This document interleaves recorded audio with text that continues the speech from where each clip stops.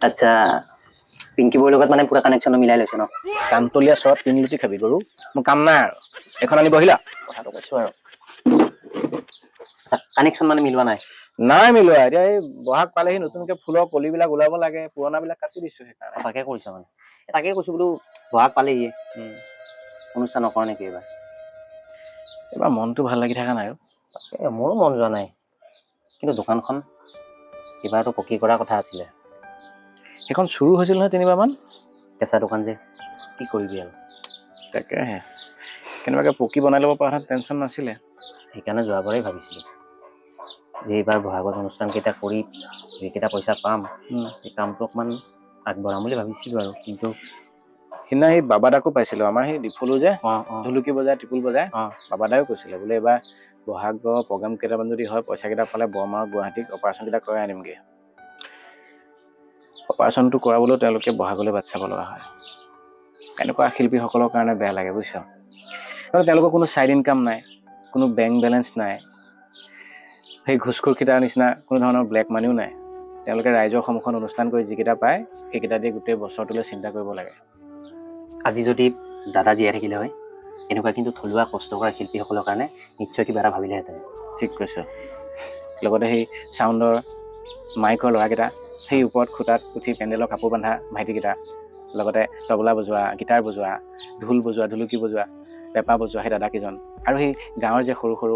গায়ক গায়িকাবোৰ যাৰ প্ৰতিভা আছে কিন্তু মঞ্চ নাই তেওঁলোকে বহাগৰ দিনকেইটালৈ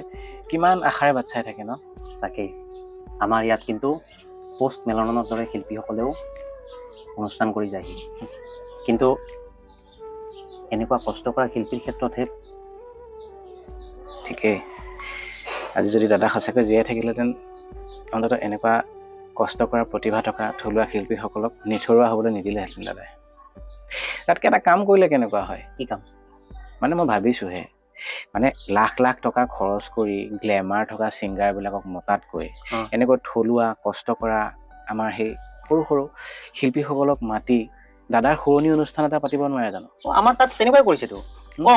মই তাৰ বেমাৰ নহয় হয় নেকি আৰু কি জানা নাই দাদাৰ যিবিলাক গীত আছে সেই গীতবিলাকৰ মানে এটা তোৰ প্ৰতিযোগিতা পাতিছে সংগীত প্ৰতিযোগিতা আৰু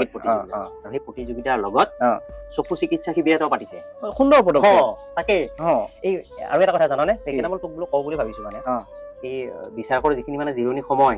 এঘণ্টামান লাগিবতো এঘণ্টা সময়খিনিত মানে অকমান ৰাইজক আমোদ দিব লাগে পাৰিবি নেকি কিয় নোৱাৰিম ইমান মহান অনুষ্ঠান পাতিছে মই আমোদ দিবলৈ যাব নোৱাৰিম নহয় সেইটো বাৰু বুজি পাইছো কিন্তু খা খৰচ আকৌ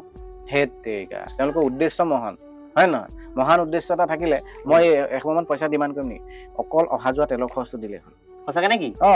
তেতিয়াহ'লে নাম্বাৰটো দি দিম নাম্বাৰ কমিটিক দি দিবি নাম্বাৰ কোনটো দিম 0টো দিবি 8822254423 এইটো দিবি আৰু তেওঁলোকক কবি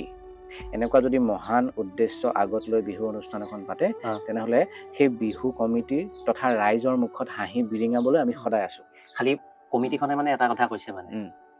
এই বেছি বহুৱালি কৰিব নালাগে সুন্দৰ কথা কৈছে কৌতুক সদায় সৃষ্টিমূলক হ'ব লাগে সমাজলৈ ভাল বাৰ্তা থকা কৌতুক হ'ব লাগে বহুৱালি কৰা ফটুৱামি কৰা কৌতুক আজিকালি ৰাইজে ভাল নাপায় সেইটোৱে